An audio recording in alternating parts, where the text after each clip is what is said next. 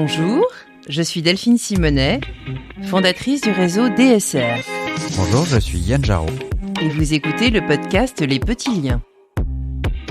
Que nos invités soient artistes, entrepreneuses, sportifs, capitaines d'industrie ou scientifiques, ils ont tous des valeurs communes. Altruisme, générosité et aventure de vie sont leur quotidien. Au travers des liens qu'ils ont tissés, vous allez découvrir la trame de leur vie. Aujourd'hui, nous avons le plaisir de recevoir Dominique de Saint-Marc, auteur de Max et Lily, outils pédagogiques à l'attention des enfants et des parents, vendu à plus d'1,5 million d'exemplaires par an.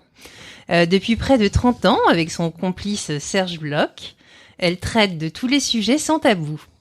Le numéro 125 vient de sortir aux éditions Calligramme. Son titre est « Max et Lily se débrouillent tout seuls ». Bonjour Dominique. Bonjour. C'est le numéro 126. 126, pardon. Bonjour Dominique. Bonjour. Vous êtes... on a fait notre devoir un petit peu avant de vous recevoir. D'abord, merci d'être venu. Vous êtes né au Maroc. Vos parents étaient partis là-bas ou sont d'origine marocaine? Non, mes parents... Mon père a travaillé pour le cabinet civil du maréchal Juin. Donc, pour représenter la France, en fait. Il dirigeait le cabinet civil du maréchal Juin. Donc, il a participé à tous les travaux qui ont été faits au Maroc. Donc, je suis née un peu par hasard là-bas. Mais quand même, les 3 premières années de ma vie ont été avec les odeurs du Maroc, le chant du muezzin, beaucoup de choses sûrement que j'ai sûrement pas oubliées. Vous étiez où? À Rabat. Et tu as gardé des liens avec les gens qui étaient là-bas ou... Non, pas vraiment, mais j'y suis retournée en tant que Max et Lily. Là, je suis invitée par exemple au salon de Casablanca qui s'appelle la Cigogne Volubile, qui a lieu au début juin. Mais finalement, je vais pas pouvoir y aller, donc on va le faire en visio. Et là, juste ce matin, justement, j'ai eu des enfants des écoles de Casa. Donc ça m'a fait plaisir, oui. Quand es-tu rentrée en France? Très rapidement après. Je suis restée 3 ans, c'est tout. D'accord. Et tu as été l'une des amies les plus proches de ma mère et tu étais en classe avec elle à l'époque. Mm-hmm. Et en fait, quel lien gardes-tu avec ton enfance? Ta mère était ma grande amie et justement durant cette enfance, en fait, j'avais remarqué ta passion pour la psychologie enfantine au travers des questions que tu me posais. Et en fait, comment en es-tu arrivée à maîtriser autant le sujet? Par la pratique, je crois. En fait, j'ai pas vraiment fait des études de psychologie, mais plutôt de sociologie, mais que j'ai pas terminé parce que c'était 68, c'était Nanterre, c'était Cohn-Bendit, on est parti comme hippie avec Renaud, mon compagnon, qui est toujours mon compagnon d'ailleurs. Et voilà. Et donc j'ai arrêté mes études et c'est vrai que j'ai tout appris dans ma famille en fait, dans ma famille légèrement dysfonctionnante. Et voilà, quand j'ai été grande, je me suis dit qu'il fallait que je fasse quelque chose pour aider les familles.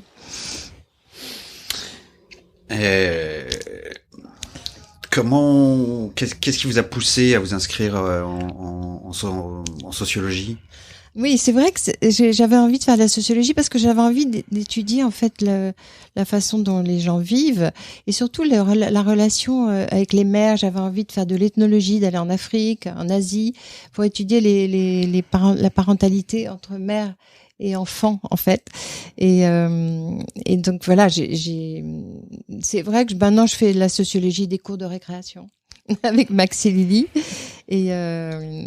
Mais c'est vrai que ça m'a toujours intéressée. Mais je pense que ma place dans la famille aussi, j'étais 4e dans la famille et on était 5 enfants et je pense que j'étais une enfant qui parlait pas beaucoup, Je travaillais bien à l'école, j'étais assez sage en fait, et j'observais beaucoup mes frères et sœurs que je trouvais très capricieux. Ils faisaient des colères et tout ça.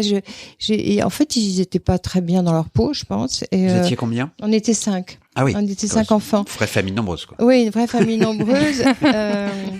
Avec un père qui était parti, ma mère seule, débordée, c'était compliqué quand même. Et donc voilà, j'ai vu des enfants qui étaient pas bien, qui je trouve qu'ils protégeaient pas ma mère. Ils arrêtaient pas de faire des bêtises, des caprices et tout ça. Moi, j'étais très étonnée toujours. Donc voilà. Donc ça t'a servi de matière après pour tes livres? Exactement, ça m'a servi de matière. Je pense que j'ai emmagasiné beaucoup de choses, j'ai observé beaucoup de choses. C'est pour ça que je dis toujours aux enfants quand ils sont timides, je leur ai dit c'est pas un défaut, c'est bien, vous allez apprendre des choses, emmagasiner des émotions, mieux connaître les autres, et vous allez voir, ça va vous servir après. Okay. Et sinon, comment en es-tu arrivée à dans la bande dessinée? Alors ça a été, je cherchais du travail on habitait sur une péniche pendant 25 ans à Paris, et puis un soir j'ai été invitée sur une péniche, sur une terrasse, c'était l'été. Et là, je connaissais personne, et j'étais secrétaire à l'époque parce que comme j'avais arrêté mes études, que j'étais revenue de mes voyages de hippie, j'avais pas de boulot, donc j'ai trouvé du travail de secrétaire. Et puis là, j'ai observé des gens, une femme qui parlait avec une autre femme et qui disait, on cherche une journaliste ou un journaliste à Astrapi. Il faut quelqu'un d'intelligent. Et je me suis dit, oh, c'est pas pour moi, ça c'est pas possible. Je sais même pas ce que c'est qu'Astrapi, je sais pas. Et puis finalement, je me suis approchée parce que vraiment j'avais envie de travailler, de faire des choses intéressantes. Et je me suis approchée d'elle. J'ai dit mais qu'est-ce que c'est tout ça. Et en fait, cette femme qui parlait, elle m'a dit de venir chez elle le lendemain. Et c'était Pascal Gallimard. Mon éditeur d'aujourd'hui. Oui, je vous parle de ça, c'était il y a 40 ans. Et donc c'est Pascal Gallimard finalement, elle m'a fait écrire des choses pour Astrapi, elle m'a expliqué ce que c'était qu'un journal pour enfants, et finalement j'ai été engagée par Bayard. Et donc je suis rentrée à Astrapi, où j'ai vécu 16 ans de bonheur et d'apprentissage des enfants. Bayard m'a tout appris. Franchement, je remercie cette sacrée entreprise qui donne sa chance à beaucoup de jeunes et beaucoup de créativité. Et voilà. Et c'est là où j'ai appris à écrire pour les enfants. Et la rencontre avec Serge Bloch s'est faite là-bas? Oui, et là j'ai rencontré Serge Bloch qui était directeur artistique à Astrapi, et Pascal était rédactrice en chef adjointe, et Pascal Gallimard, et donc et là je faisais des bandes dessinées déjà avec Serge Bloch, mais qui était dans Astrapi, et avec Bernadette Després aussi, et c'est là où j'ai vraiment trouvé ce que je voulais faire, c'est-à-dire utiliser mon enfance, mes difficultés familiales pour aider les autres enfants à ne pas subir ce que nous on avait subi dans la famille en fait. Et donc voilà, j'étais obsédée par ça, et obsédée aussi par le fait de publier. J'avais envie que tout le monde puisse écouter ce que j'avais à dire, tous les enfants. Et bon, et puis finalement, donc j'ai eu l'idée de Max et Lily. Enfin, ça s'appelait pas encore Max et Lily à l'époque, mais de 2 enfants, un frère et une sœur, parce que j'adorais mon frère en fait, et donc j'avais envie d'une histoire de frères et sœurs. Et là j'en ai parlé à Serge Bloch, et puis là j'en ai parlé à Bayard, à Astrapi, à Bayard, et finalement ils ont pas voulu le faire. Et au même moment, Pascal Gallimard, après l'éclatement de la famille Gallimard, Christian et Pascal Gallimard sont partis à Genève faire une nouvelle vie et une nouvelle maison d'édition pour enfants, et qui s'appelle Calligramme, qu'ils ont appelé Calligramme. Voilà. Et du coup, ils m'ont emmené avec eux. Enfin, Donc, je suis partie avec eux et Serge Bloch a accepté de faire cette collection que je voulais faire. J'avais déjà 50 titres. J'avais proposé 50 titres. C'était le concept de Max et Lily. J'ai voulu absolument faire ça. Et ils ont accepté. Et Serge Bloch a accepté. Il était pas très chaud au début parce que Serge Bloch, il aimait que les dessins d'humour. Donc il trouvait que j'avais trop de blabla, que je parlais trop, que les bulles étaient trop grosses. Cabu faisait Harakiri et en même temps qu'il faisait Dorothée. Donc oui, c'est vrai. Oui, c'est vrai. Oui, c'est vrai, c'est vrai. À l'époque, oui, en 80, oui. Jusqu'à la fin, il faisait le canard et Dorothée. C'était fou, quoi. Ouais. Voilà, il est. Mais Serge Bloch, sa mère était assistante sociale, donc il s'est aussi touché par la problématique des enfants. Et puis j'avais besoin de quelqu'un qui était comme lui, qui était drôle, qui pouvait faire passer des choses un peu angoissantes et des résolutions de conflits, des choses comme ça. Donc, avec un dessin drôle. C'est quand même fou, parce que donc effectivement vous arrivez chez Bayard, vous trouvez votre vocation, enfin vous la faites naître en tout cas, mais vous trouvez aussi les gens avec qui le faire. C'est... Absolument. Tout m'a été apporté sur un plateau. Je suis une enfant gâtée de la vie. Non, mais oui, c'est vraiment vrai. J'ai trouvé Serge Bloch, j'ai trouvé Pascal Gallimard, Christian Gallimard, son mari, tout ça qui est parce un que très bon éditeur. Vous êtes passé sur une péniche. Exactement. Oui, c'est ça. C'est les rencontres. Oui, parce que c'est un peu la rencontre qui change la vie, quoi. Absolument. Avec ma jeunesse, mon enfance, les problèmes de mes frères et sœurs, j'ai eu quand même un frère qui est devenu dépressif à l'âge de 16 ans, ou 15 ans, et qui voulait plus aller au lycée, qui a été harcelé, qui finalement a été hospitalisé pour dépression, schizophrénie. Ça a été un cauchemar pour nous, pour notre enfance. Ouais. Tu en as fait un livre du reste. Hein. Oui. J'ai fait pour la prévention justement des problèmes psychologiques des enfants. J'ai fait un Max et Lily qui s'appelle Le cousin de Max et Lily est angoissé sur la prévention. Et puis j'ai fait un autre livre sur la schizophrénie. C'est une brochure. Qui est la maman de Tom et Lola ne va pas bien. Et oui, parce que c'est très important. Les parents ça continue encore. Là, c'était il y a longtemps, mais ça continue. Quand il y a des problèmes psychologiques dans une famille, ça casse la famille. Les parents ne savent absolument pas comment réagir. Et finalement, mon frère a été hospitalisé, très abandonné par tout le monde, et il s'est suicidé un dimanche soir pour pas rentrer à l'hôpital parce qu'il voulait pas être hospitalisé. Donc il y a eu ça. Enfin bon, il y a eu plein d'autres choses. Et c'est vrai que j'avais envie de parler des émotions, que les enfants n'aient pas peur de la vie, enfin, et sachent résoudre les choses et arrivent à rigoler de tout. Et est-ce que c'est ce qui t'a donné, en fait, l'idée de devenir marraine de l'œuvre Falleret et de la Fondation Fondamentale? Absolument, je les soutiens. Je soutiens l'œuvre Falleret et je soutiens la Fondation Fondamentale. Pour deux choses différentes. Falleret accueille des gens qui vont pas bien et fait des foyers, des centres, et Fondamental fait des recherches sur les médicaments pour les gens qui vont pas bien, pour la schizophrénie, l'autisme, la dépression sévère, et ils ont des centres experts où on étudie comment trouver le bon médicament, trouver la bonne réponse au traitement. Ils font des tas de recherches, le bon dosage. Un jour, tout ça sera simple. On fera une prise de sang et on saura exactement le médicament dont on a besoin, le dosage, le temps. On est au balbutiement de la psychiatrie et il faut vraiment aider les centres de recherche comme Fondamental. Nos auditeurs vont pouvoir trouver en fait le lien vers ces deux fondations, les liens de site internet dans la description du podcast. Ah bon, très bien. Voilà. Très bien. N'hésitez pas à faire un don. Oui, un don et les soutenir de toutes les façons possibles, parce que en plus vous avez vu avec la pandémie, il y a eu beaucoup de problèmes psychologiques. Donc en plus, c'est la grippe de l'an 2000, de l'an 3000. Oui, tout à fait. Et c'est vrai que tout le monde va avoir des problèmes psychologiques bientôt. En plus, les familles sont quand même souvent en difficulté. Il y a des familles monoparentales, il y a beaucoup de divorces, de séparations, il y a beaucoup de chômage, les enfants vivent des choses difficiles quand même. Donc je pense qu'il faut vraiment soutenir la recherche. Parce qu'on ne sait pas si c'est génétique ou si c'est l'environnement, les problèmes psychologiques en fait. Et il y a les deux. Il y a une fragilité sans doute génétique, mais l'environnement est très très présent.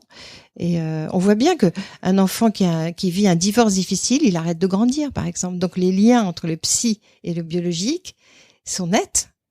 Le stress est très mauvais pour la santé mentale. Oui, on le sait au travers de la médecine du travail aussi, notamment, surveille ce genre de choses. Ouais. Oui, absolument. Ouais.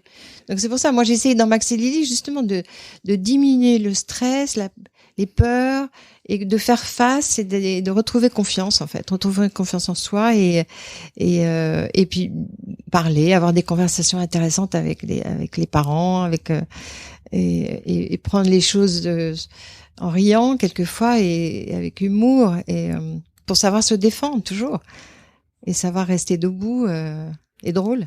Mais bon, oui, c'est pas facile. Ouais. Tu fais passer beaucoup passer de messages par l'humour aussi. Oui. Ouais. Ah oui, j'essaie que les situations soient drôles. Et là, je suis aidée maintenant, j'ai mon compagnon, mon mari depuis 50 ans, maintenant depuis un moment, travaille avec moi sur Max et Lily, sur les scénarios. Et donc à deux, Renaud, il s'appelle Renaud de Samar. Et donc à deux, on arrive à trouver des situations drôles, des dialogues drôles. C'est beaucoup moins stressant que d'être toute seule. Et puis on sait qu'on va y arriver.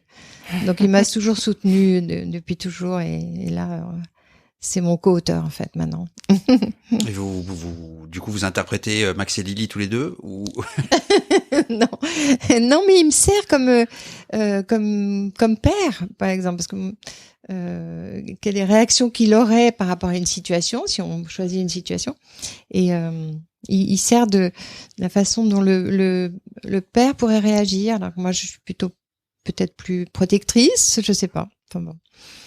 En tout cas, c'est un bon mélange.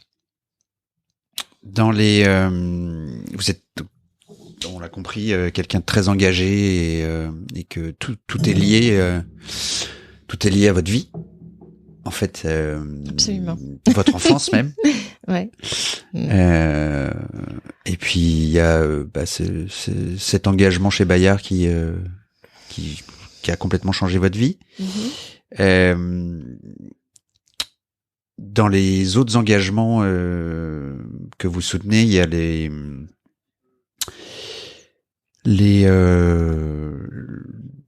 évidemment c'est toujours lié aux enfants. Je voulais parler de la réédition d'un livre qui s'appelle Permis de prudence, qui est donc édité par Bayard justement. Non, qui a été édité par Bayard.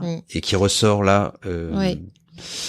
Vous pouvez nous en parler un peu? Oui, c'est-à-dire que c'était une brochure de prévention des abus sexuels qui avait été faite en 86 au moment des campagnes de prévention des abus sexuels et qui avait été diffusée par l'INPES, à l'époque CFES, à 1 million d'exemplaires dans toutes les écoles. Donc les enfants avaient été très alertés sur les problèmes on appelait ça abus sexuels. Maintenant, on dit violence sexuelle. Et donc voilà, j'avais fait beaucoup de choses. J'ai fait Lily a été suivi sur ce sujet aussi pour faire comprendre aux enfants qu'ils n'avaient pas à obéir à des gens qui leur faisaient des caresses en leur demandant de garder le secret. Même s'ils avaient l'air gentils, il fallait surtout en parler à quelqu'un. Et donc ce livret parents-enfants, parce qu'il y avait un pour les parents, un pour les enfants, a été retrouvé par un psychologue de l'hôpital de Dunkerque, Bertrand Lyonnais. Il m'a dit mais c'est génial, il faut absolument le refaire. Et donc on l'a retravaillé et maintenant plus personne ne s'y est intéressé en fait, ni Bayard, ni le CFES, ni l'INPS, et du coup on l'a fait nous-mêmes et on en a fait un site qui s'appelle le Permis de prudence. Et donc les livrets sont accessibles gratuitement, sans droit, sur le permisdeprudence.fr et ça peut être utilisé pour tous les enfants dans le petit test, un petit test à passer qui est assez simple, assez facile, mais quand les enfants l'ont fait, ils savent exactement les dangers auxquels ils pourraient être soumis. Ouais. Et comment se défendre surtout. Prévenir plutôt que guérir. Exactement. Prévenir plutôt que guérir. Exactement. Et j'avais mis un enfant averti aura moins peur d'en parler en fait. C'est ça. Un enfant averti aura moins peur d'en parler. Il sera moins mis à la faute. Exactement. Ouais. Dans sa tête en tout cas. Exactement. Et puis il serait un peu méfiant. Il serait un peu. Sinon ils savent pas. Les enfants ils croient les choses.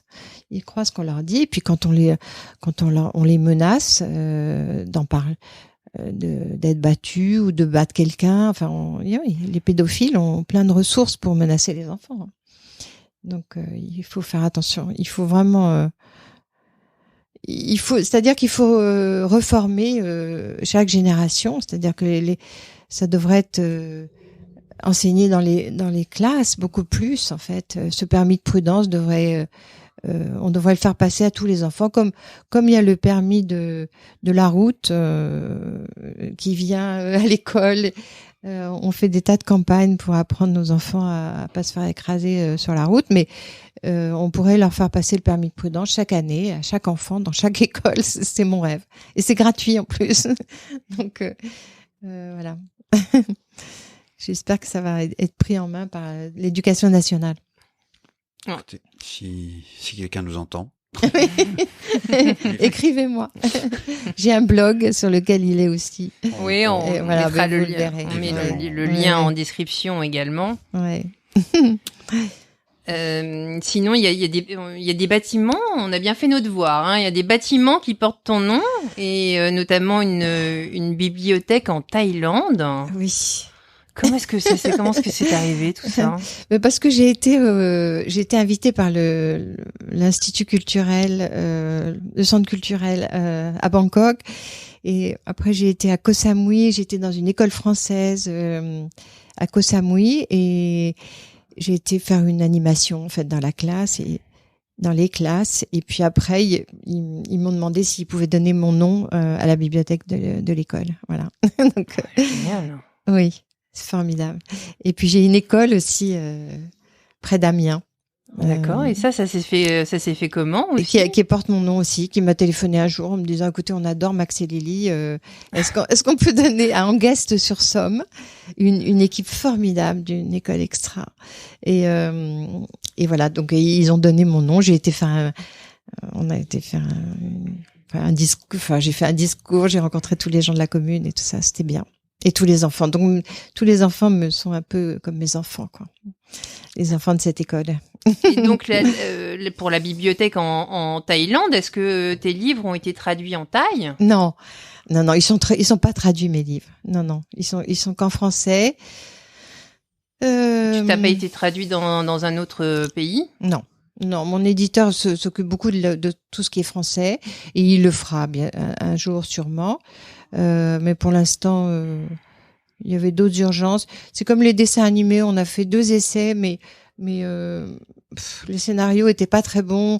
On simplifiait trop le propos de Max et Lily, et ça perdait de sa finesse. Et puis être mélangé à d'autres dessins animés, alors que Max et Lily, c'est quand même, pour moi, c'est quand même quelque chose d'important entre parents et enfants. Oui, c'est pas juste ludique. C'est pas juste ludique, c'est aussi pour les parents. Donc, il faut y réfléchir. Donc, je trouve ça formidable qu'il n'y ait pas de dessin animé et que les livres soient lus et relus. Les enfants les lisent 40 fois. Ils les connaissent par cœur. Ils connaissent les dialogues par cœur. Donc, je trouve ça, au fond, je suis assez contente qu'il n'y ait pas de dessin animé. Oui, puis ça leur donne le goût de la lecture pour après, c'est merveilleux. Oui, moi je suis très contente, ils adorent ces livres, donc voilà, ils les connaissent tous, ils les lisent tous. Ce que je trouve un peu dommage, c'est qu'il y en a beaucoup trop, il y en a un peu trop peut-être, parce que 127, ça fait beaucoup, et je vois des enfants qui les ont pas tous lus, et ça me gêne, parce que au fond, je m'empêche quelquequefois de répéter une chose auquel je crois que je trouve importante, et je me dis non, je vais pas le dire parce que je l'ai déjà dit dans le numéro, je sais pas quoi, je l'ai déjà dit dans Max est jaloux par exemple, mais en fait, si l'enfant ne lit pas Max est jaloux, il y a un truc qui va passer à côté, une sorte de pour comprendre la vie. Je pense que c'est comme la comédie humaine, Max et Lily. Il y a tous les sujets et donc il y a des choses importantes dans chaque livre. Bien sûr. Voilà. Sinon, je voulais te demander comment choisis-tu en fait les sujets? Est-ce que tu te reposes aussi sur l'actualité? Oui, j'essaye de suivre, effectivement. Il y a des sujets que je trouve importants que j'ai fait au début, et maintenant j'essaye de suivre l'actualité. Par exemple, là, je suis en train de faire Max croit n'importe quoi sur le faux et le vrai, sur les fake news, sur la croyance et la science, savoir et croire. Bon, donc c'est un sujet qui est évidemment dans l'actualité et mais qui est aussi un sujet d'enfant, parce que les enfants, ils aiment croire, ils aiment le magique, ils aiment les contes. Donc c'était un sujet assez difficile, parce que les fake news, c'est quand même pour les adolescents, les réseaux sociaux. Mais enfin bon, on est arrivé à faire quelque chose d'assez drôle. Donc ça va, il va paraître le mois de septembre.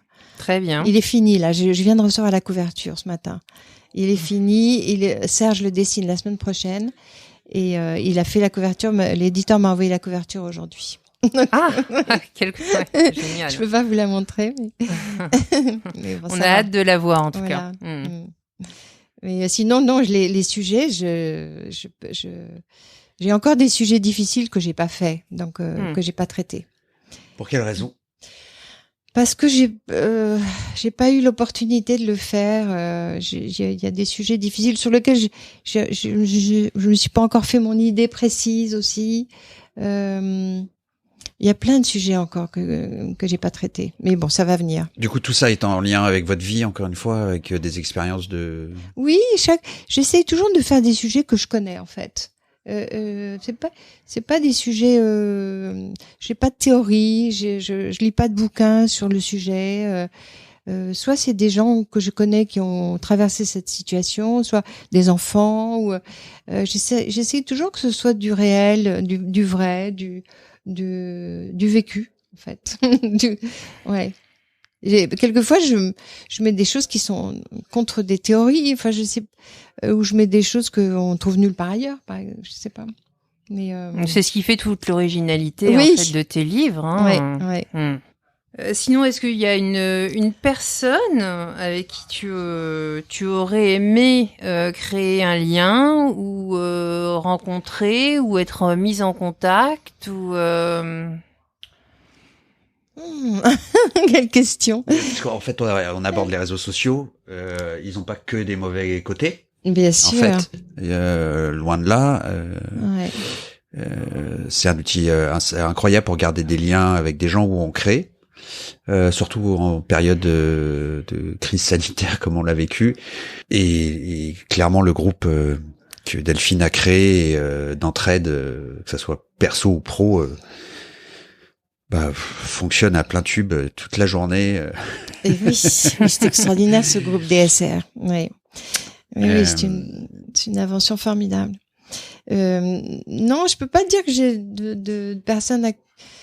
Non, tu sais, dans ma vie, j'ai toujours eu beaucoup de chance, en fait. Et les choses m'arrivent comme ça. Souvent, je cherche une idée, par exemple, sur un sujet. Et j'écoute France Culture et tout d'un coup, il y a exactement la réponse à ma question. Il y a quelqu'un qui parle de ça et j'ai la réponse. Donc, je fais confiance à la vie, en fait. Et je pense que j'ai de la chance. Donc, je pense que ça, voilà, les gens qui ont envie de me trouver me trouvent.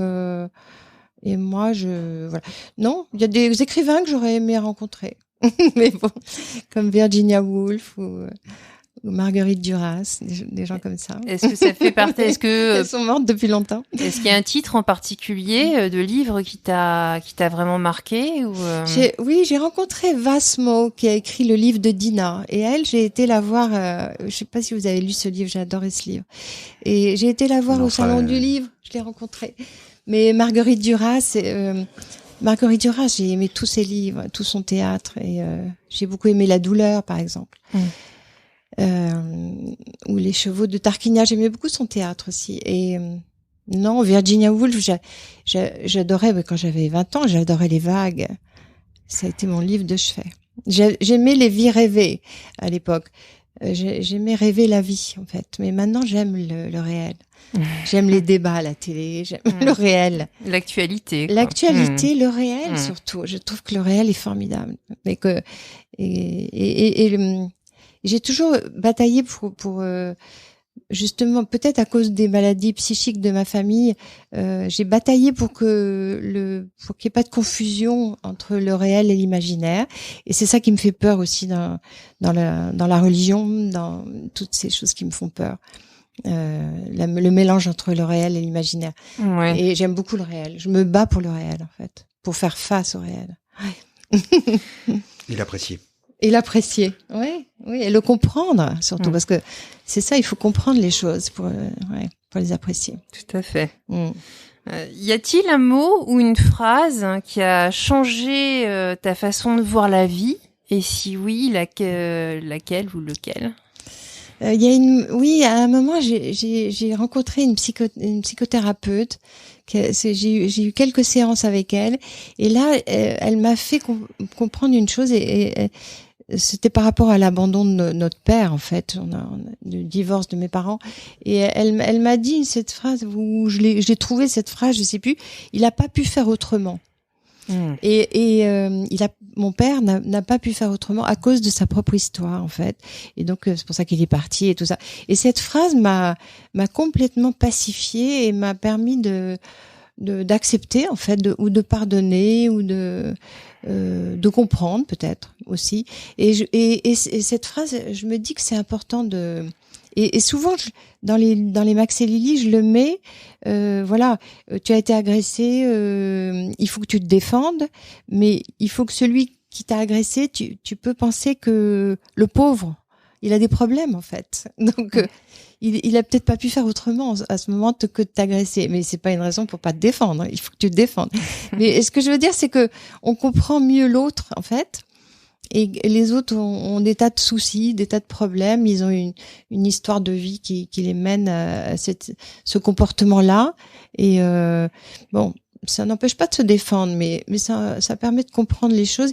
Et surtout, c'est ce que je dis aux enfants, il faut plus avoir cette violence intérieure, cette bataille dans la tête qu'on a quand les parents sont divorcés, qu'on en veut à quelqu'un, voilà. Et ça, je trouve que c'est un truc très important et que j'ai appris justement avec cette phrase. Il a pas pu faire autrement. Il faut vivre dans le présent, quoi. En fait. Oui, et comprendre. Et comprendre. Comprendre les choses, les gens. Sinon, aurais-tu une anecdote au sujet de DSR? Alors, une anecdote au sujet de DSR, oui. Quand j'avais entendu parler de cette... Non, oui, j'en ai entendu parler. J'en ai parlé à Stéphanie, ta mère, donc, qui était ma grande amie, et elle m'a dit oui, c'était un réseau c'était en 2009, c'était au début de DSR. Oui. Et Stéphanie m'a dit. Oui, elle veut faire créer ça pour partager ses copines et que tout le monde puisse s'entraider. Et c'est une idée incroyable. Et je lui ai dit à ce moment-là, je lui ai dit ça m'étonne pas, ça doit venir de sa grand-mère américaine. C'est cette envie d'entreprise qu'a Delphine. Et voilà. Donc c'est ce que je te disais. Mais sinon, j'ai pas d'anecdote précise sur DSR, sur mes relations. Je trouve ça très intéressant. Je regarde toujours ce qui est dit et ça m'intéresse beaucoup parce que ça apprend beaucoup, même quand on n'a pas soi-même un besoin, en fait. C'est très intéressant de voir ce que tout le monde, les autres répondent, en fait, ce que les autres donnent comme idée, comme moyen de s'en sortir, comme aide. On n'est jamais à l'abri d'apprendre quelque chose. Oui. Oui, non, c'est vrai que c'est très intéressant parce qu'il y a des questions juridiques parfois et les avocats répondent directement aux questions qui sont posées, et apportent la lumière et leurs compétences et chacun, en fait, il y a énormément de personnes qui sont des personnes clés dans leur secteur d'activité, donc c'est vrai que c'est très intéressant. C'est bien. Ouais. Ouais, c'est formidable. Ma cousine Cécilia Depardieu a créé une marque qui s'appelle Ces petits liens. Et comme tu le sais, le titre du podcast est Les petits liens by DSR.